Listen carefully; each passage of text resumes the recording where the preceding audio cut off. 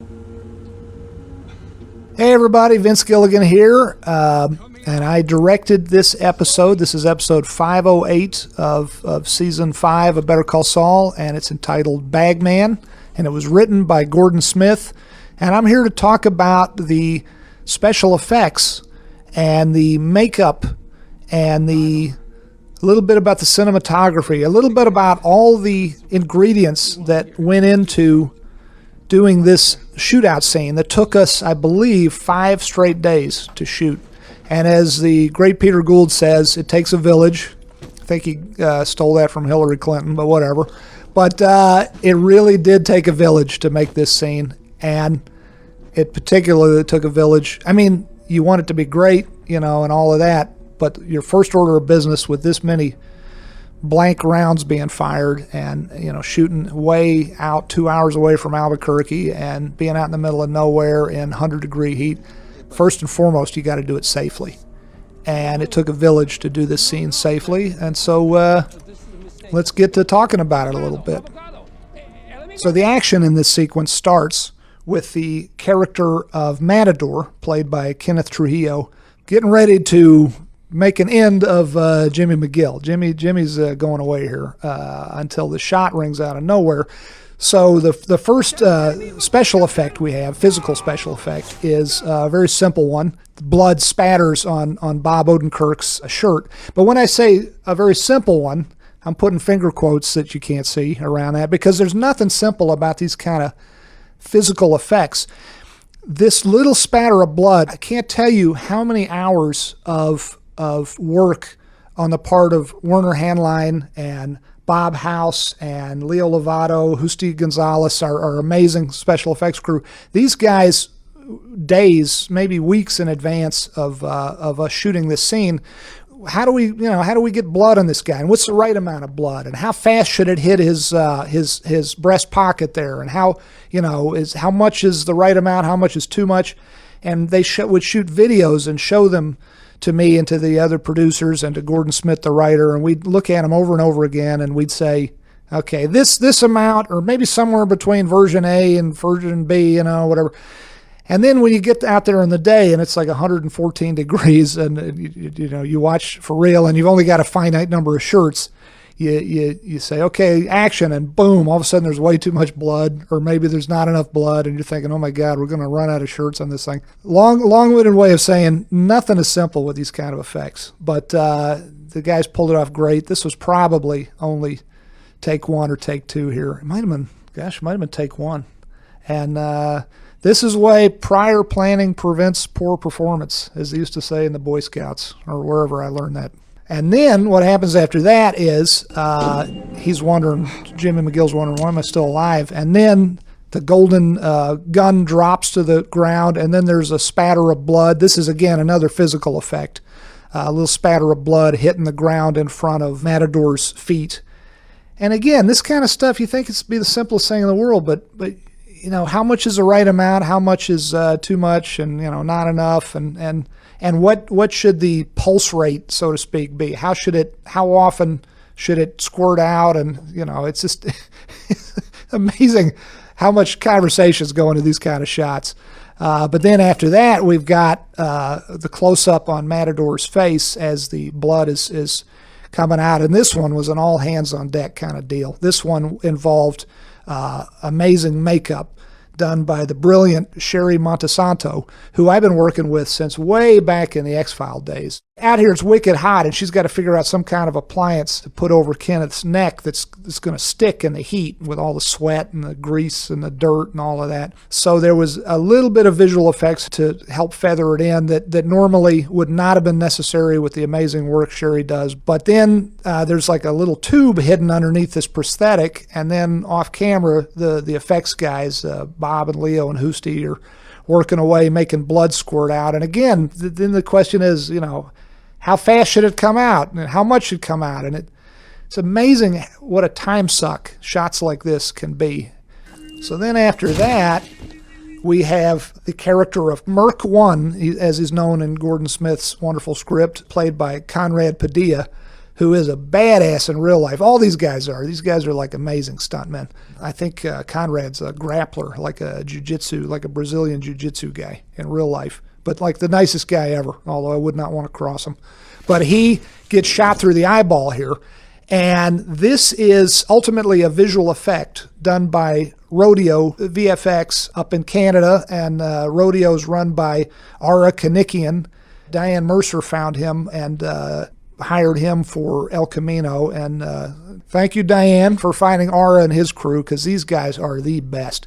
So if you frame by frame this thing, you see, I mean, it's pretty gruesome, but again, a little goes a long way with shots like this. His eyeball disappears, and the bullet goes right through his right eye, and there's a little puff of blood that comes out from behind his head. All of this stuff is done frame by frame by these magicians, by Ara and his amazing visual effects artists up in Canada.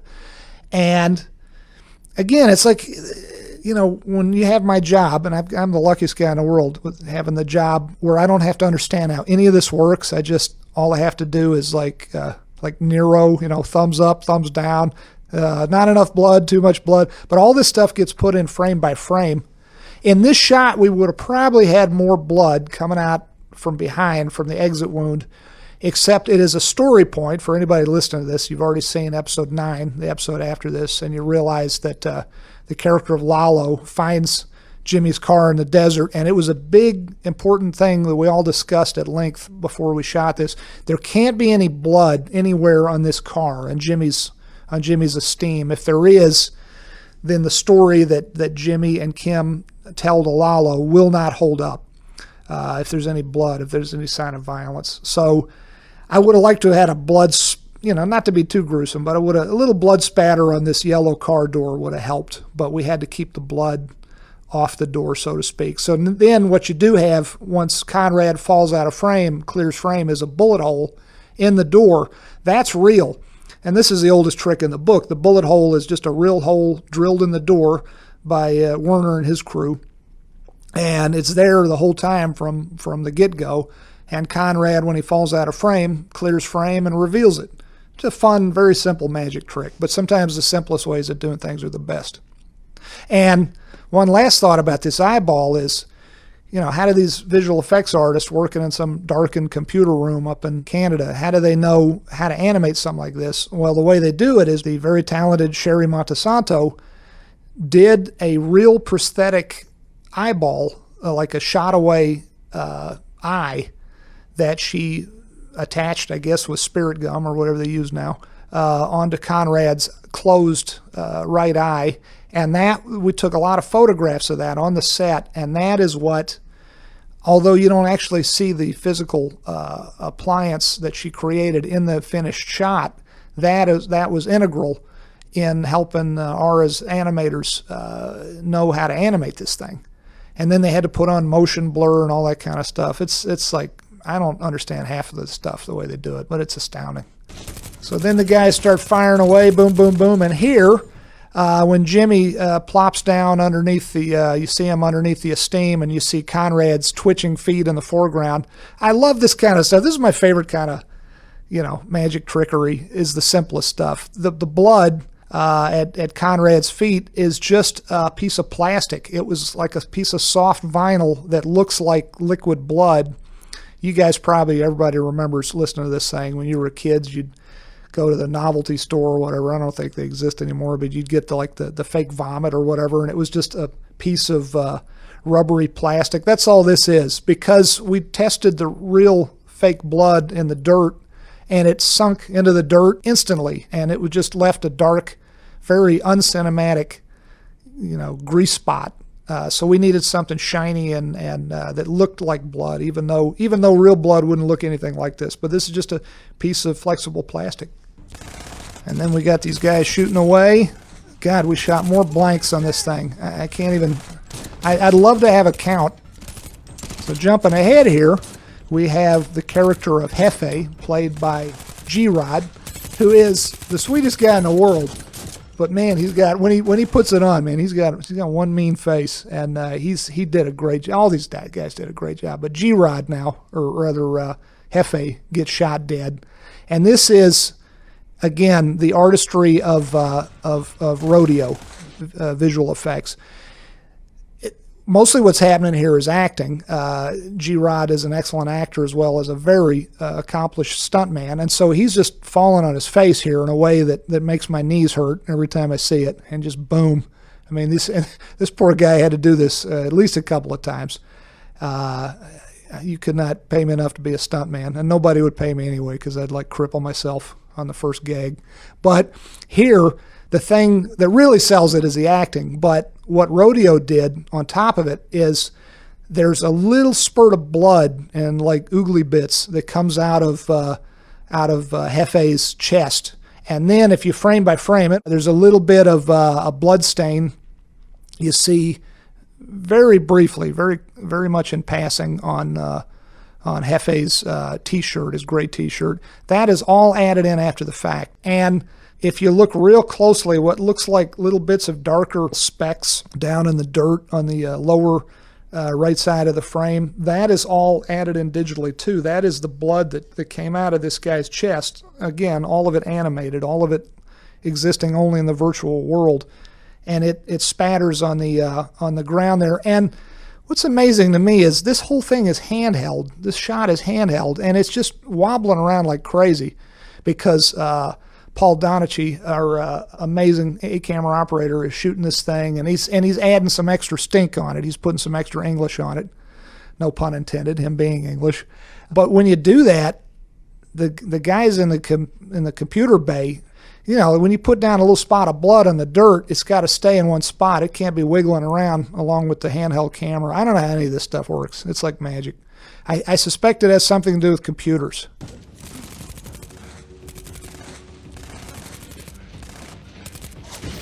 So then the tire blows on the, I guess it's the Suburban. And this was very much a real-world physical gag when all these tires blow. Werner and Bob and Leo and Hoosty, these guys.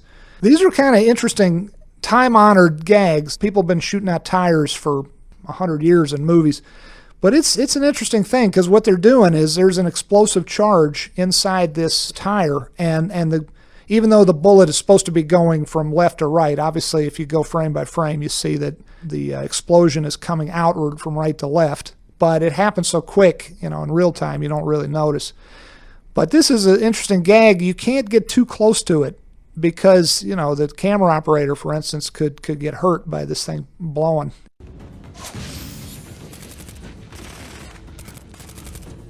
And now, here we have the character of Mercenary number 2, played by Algin Mendez, who's another amazing stuntman, an excellent actor. You see him just emptying out his clip, and boom, he gets shot in the head by the mystery sniper, who's obviously going to turn out to be Mike Ehrmantraut. But this gag, this is another one of those hybrid gags where in this case, it's mostly real-world special effects, which is to say the bullet going through the glass windshield of the Jeep. But then if you look real closely, frame by frame, you see little oogie bits coming out of the back of Algin's head, and they're animated in digitally. So to talk first about the real world part of it, this is such a cool gag. Werner and his guys were explaining this to me. They had an air cannon inside the back seat of the Jeep. It's just out of frame, and it uses compressed nitrogen, like a dump tank of highly compressed nitrogen, and then there's a quick release solenoid valve, and you actuate it electronically. And I got to actually be the guy to press the button. There's like a red thumb switch, and I got to be the guy pressing the button, making this thing shoot. And what it shoots is a glue stick from a glue gun. That's what they're shooting through this thing. And the chemistry of it is really, I guess, or the physics or whatever, is really interesting because it hits the glass. And this is the windshield. This is not like fake sugar glass. This is a real, right out of the Jeep factory windshield. But they shoot this thing with compressed nitrogen so fast, it has so much kinetic energy that the glue stick hits the glass, boom, blows right through it, and the glue stick shreds into like confetti as soon as it hits the glass. So the stick just basically kind of atomizes into little tiny pieces. But like I say, it's a combination of things because there's just a little bit of schmutz coming out of the back of Algin's head. That's digital animation. And the trick with that is these guys can do any volume of blood, so it's up to you as a director to have good taste and to say, which sounds like a weird way to put it when you're talking about all this gory stuff, but sometimes even though you can have them animate in a lot more blood and guts and gore, you're wiser not to, because the more of that stuff you put in, the fakier it looks. A little bit goes a long way, and somehow just having just a trace amount that you barely notice, but you sense it somehow subconsciously, to my way of thinking, that's your best bet. So then that leaves, so Jimmy's just watching these guys get knocked down like bowling pins, one right after the other, and that leaves Merc number 3, Christopher Campos. What you're going to see when he peeks his head out and he gets nailed is a lot of things going on at once. And by the way, before I tell you about the hybrid part of it, another thing I missed on a couple of these earlier, you can go back and look at, is the wonderful editing trickery of the great Skip McDonald and his very able assistant, Joey Reinisch. There are moments pretty much every time one of these guys gets shot. Skip and Joey, when they're cutting these scenes, they'll take out just a frame or two. You know, obviously, you guys listening, you know all this stuff, but obviously what you're watching is a series of pictures, 24 still photos per second that when run together, give you the illusion of motion. If you take out a picture or two out of those 24 per second, you can jump time just a little bit. And what that helps with in moments like this is when these guys get shot, it's really imperceptible, but when Skip and Joey take frames out, the guy's head, for instance, will seem to jerk faster than it actually did in real life. It'll seem more violent. And we love using those kind of tricks. They cost nothing. You just take a frame or two out here or there. You don't want it to be noticeable, but you just take just a little bit out, and so the guy, when he gets shot, obviously the actor is just acting, but he can only jerk his head so quick without giving himself whiplash. So you take a frame or two out, make it even more violent still. And then on top of that, the bullet goes through the headlight of this truck, this black truck. And if you're watching it frame by frame here, you see this bullet hole kind of appear.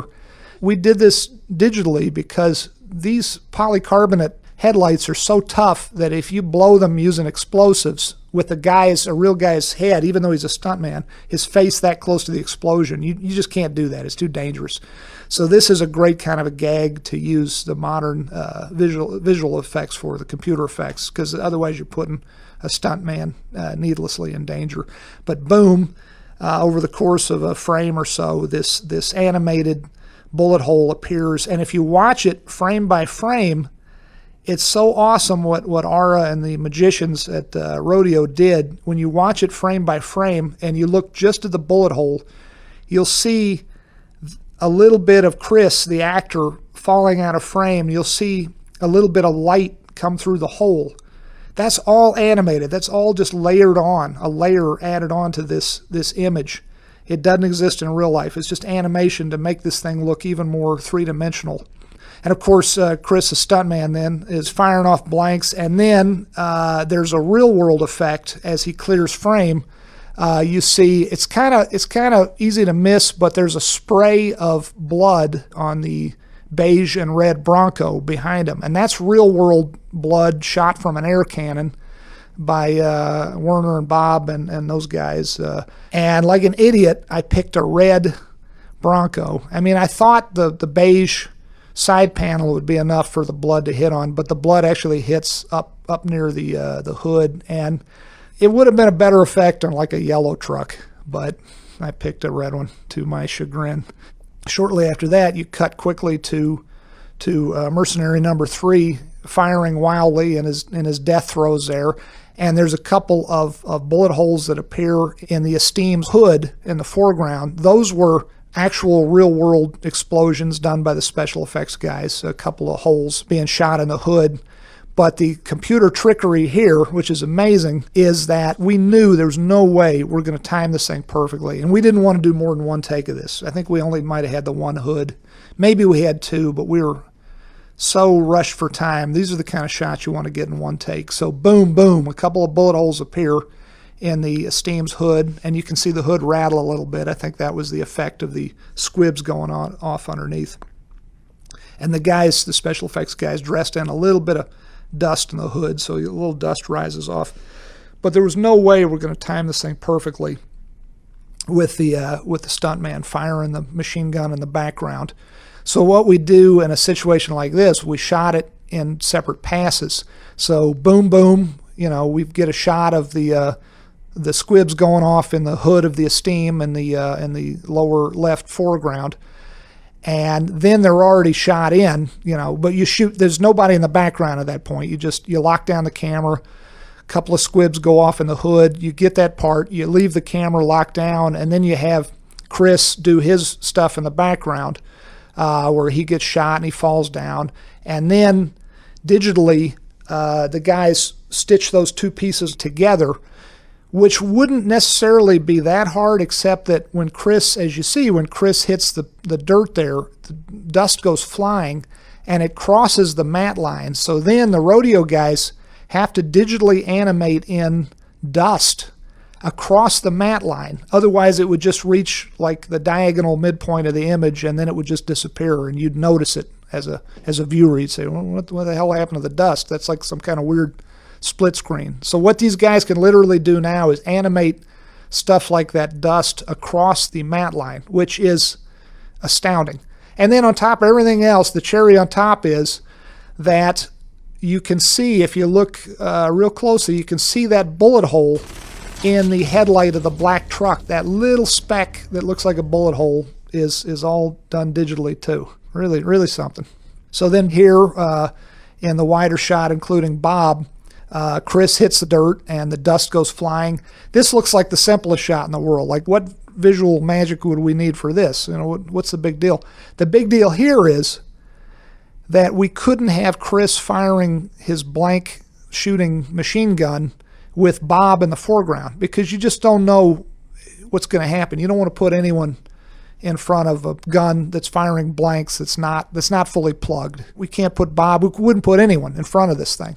So what we had to do here is that two-pass thing again I just told you about. Here, we locked down the camera, we shot Christopher falling to the ground, shooting off his machine gun, blanks going bub, bub, bub, bub, bub, like crazy. And he hits the ground and the dust goes flying, because I'm always asking for extra dust to be dressed in, because you want lots of dust as a director. And then we kept the camera locked down. I yell cut. Then Christopher clears out. And then Bob gets into the foreground and he acts, he flinches and acts, and I'm off camera yelling, boom, ba, ba, ba, ba, ba, making all kinds of sound effects. I think I was hitting two pieces of wood together and Bob is reacting to it. But they're two entirely different pieces. They're digitally stitched together. And here again is that amazing magic where the dust has to cross the matte line. So the dust in the background that crosses from the left side of frame into the middle and right side of frame is digitally added in after the fact. It mixes with some of the real dust down in the mid and lower left. I don't know how they do this stuff. It's astounding. So now everybody's dead, or so we think. There's again another example of those vinyl blood puddles.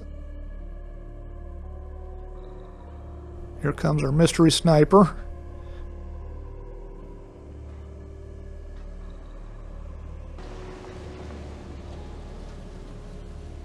A little bit of brains here dressed in on the side view mirror of the Jeep. That was Sherry Montesanto put those in. I said, I want some like skull looking stuff here, and she found little bits of, I think she might have, that glue gun again, she might have broken off little pieces of that.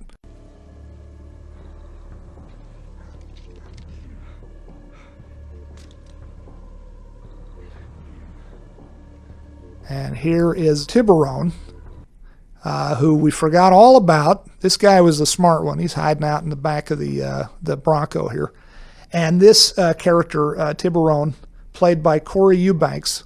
Corey here, who no doubt you'll hear about in some other audio commentary, and also the podcast, the Better Call Saul podcast. This is the brilliant stunt driver who does the actual cannon roll at the end of the episode. He's the guy that flipped this Bronco I lost count. I don't know how. I think he was only like 1 or 2 rotations shy of the world record. This guy does this all over the world, something like 4 times a year, and he is the maestro of cannon rolls.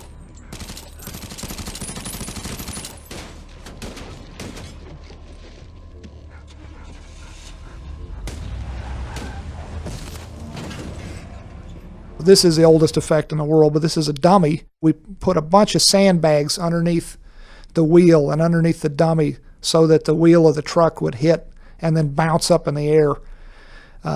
So we didn't want to just ragdoll this dummy. We wanted it to actually make the truck bounce a little bit. And also here's that patented, lose a few frames trick, that editing trick where there are a couple of frames missing on each tire hit of the dummy to make the hit look a little more violent. Simplest trick in the book, but works like gangbusters. So Tiburón drives off, and here comes Mike. Spoiler alert, Mike Ehrmantraut, here he is.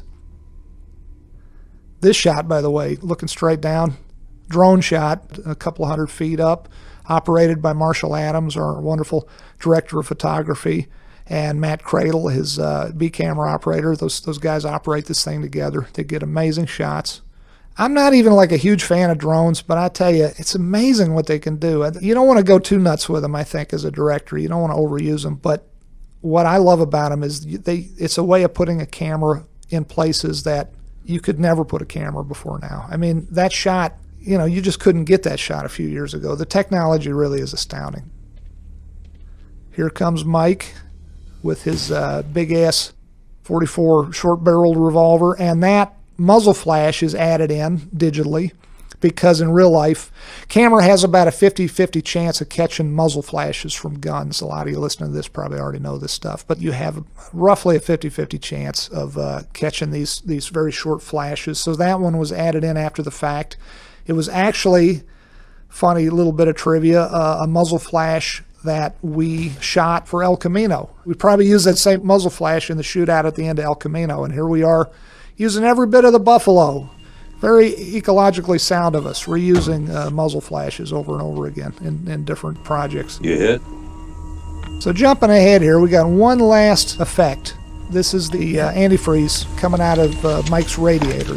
Mike's truck has just been shot up by Tiburón as he was escaping. And this is maybe not as flashy as some of the other special effects, but this is a special effect that takes time and planning and prior meetings and discussions because we had to pick some ecologically safe stuff. I guess it was just like food-colored water or something that looks like antifreeze, but we're not actually going to be spreading the real thing out on this beautiful, pristine tribal land that we're shooting on.